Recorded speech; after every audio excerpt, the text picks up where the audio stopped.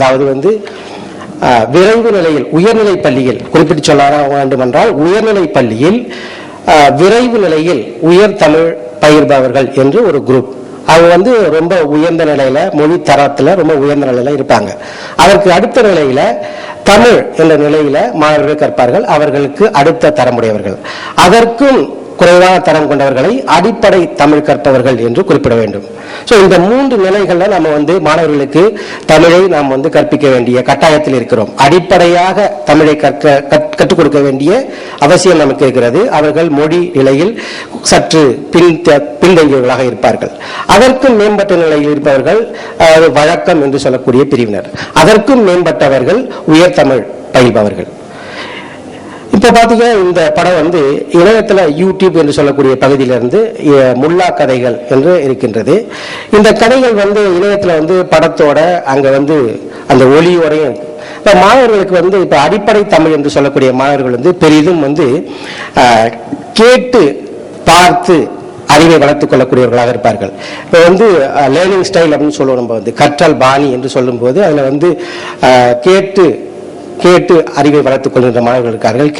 அதே போல பார்த்து நோக்கி அதன் மூலமாக அறிவை வளர்த்துக் கொள்ளக்கூடியவர்கள் இருக்கிறார்கள். அதன் பிறகு கினஸ்தட்டிக் எதையும் செய்து கற்பவர்கள் என்று மூன்று நிலையில மாணவர்களை பிரிக்கிறாங்க. ஆக இந்த அடிப்படை தமிழ் கற்பவர்கள் என்பவர்கள் பெரிதும் இது மாதிரி ஆடியோ லேர்னராகவும் வீடியோ பார்த்து கற்றுக்கொள்பவர்களாக இருப்பார்கள். எனவே அவர்களுக்கு இந்த இணையதளத்தை பயன்படுத்தி நம்ம இந்த கதைகளை கொடுத்து அவர்களை பார்க்கவும் கேட்கவும் செய்து அதன் பிறகு அந்த கதைகள் வலியுறுத்தக்கூடிய நற்பண்புகளை கலந்து பேசி இப்படியாக இந்த பாடத்தை கொண்டு சென்றேன். அதன் பிறகு அதே கேட்டலை வேறு ஒரு கோணத்திலும் நாம் பயன்படுத்தி கொண்டோம். ஒரு பாடம் இருக்கும், பாட பணுவலாக இருக்கும். அந்த பாட பணுவலை முழுமையாக நாடக வடிவத்தில் நாமே பேசி பதிவு செய்து இந்த boardbean.com என்று இருக்கக்கூடிய இந்த இணையதளத்தில் ஏற்றி வைத்துவிட்டு மாணவர்களை பாடப்புத்தகத்தை படிக்காதபடியே கேட்டு முதலில் அவர்கள் அந்த கதையை உணர்ந்து கொள்வார்கள். அதன் பிறகு இரண்டாவது முறை ஒளியேற்றி அந்த நம் ஒளியை கேட்டுக்கொண்டு அந்த புத்தகத்தை அவர்கள் பார்த்து படித்து பொருள் புரிந்து கொள்வார்கள். இப்படியாக இந்த முயற்சியை மேற்கொண்டேன்.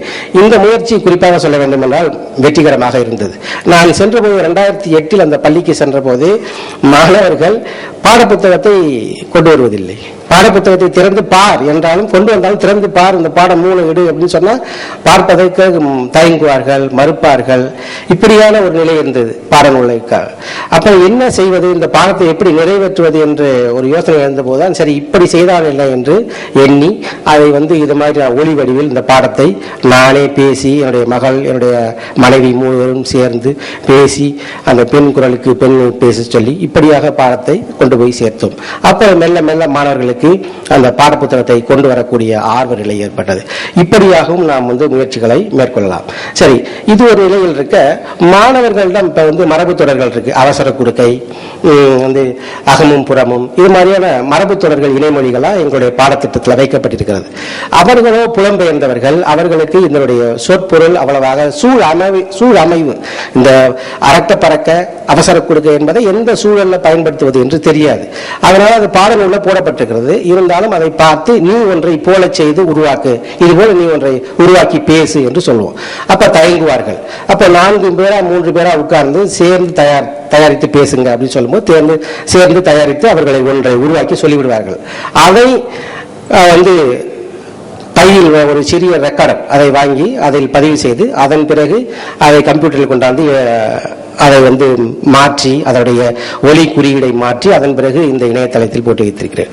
அப்ப புதிதாக வரக்கூடிய மாணவர்கள் இதை பார்த்து அந்த தொடர்களுக்கு பொருள்களை புரிந்து கொள்வார்கள். அப்ப மாணவர்கள் கேட்பார்கள், பேசுவார்கள். இந்த அளவில் இந்த நடவடிக்கை மொழி நடவடிக்கையானது வகுப்பறையில் நடைபெறும். அடுத்தது ஏற்கனவே சொன்னது போல வழக்க தொழில்நுட்ப பிரிவு பேசிக் தமிழ், அதாவது அடிப்படை தமிழ் கற்பவர்கள் காட்சி பார்த்து கற்றுக்கொள்வார்கள், எதையும் செய்து கற்றுக்கொள்வார்கள் என்று பார்த்தோம் இல்லையா? சரி, இப்ப இன்னொன்னு சொல்லணும். இப்ப பாத்தீங்கன்னா இந்த